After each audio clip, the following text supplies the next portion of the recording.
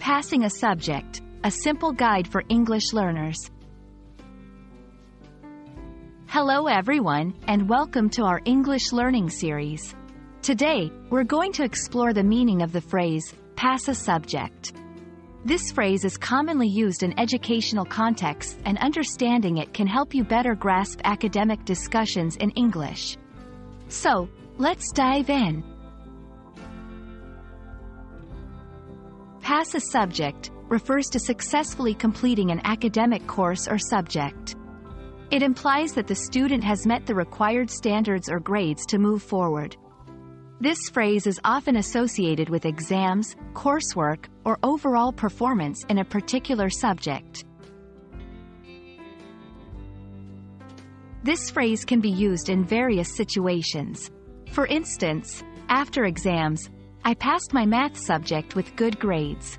In school reports, teachers might say, she has passed all her subjects this semester. General academic discussion, do you think you'll pass your subjects this year? In different countries, passing a subject can have varying benchmarks.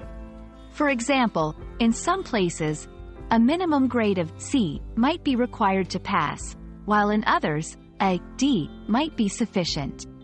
It's important to understand the context based on the educational system being referred to. A common confusion arises between passing a subject and excelling in a subject.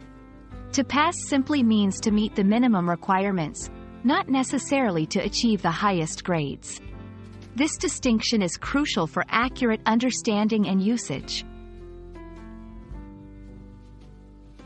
If you're a student aiming to pass your subjects, consider these tips. Regular study. Consistent effort often leads to better understanding. Seek help. Don't hesitate to ask for assistance if you're struggling. Understand the criteria. Know what is required to pass in your specific educational system. We hope this video has clarified the meaning of pass a subject for you.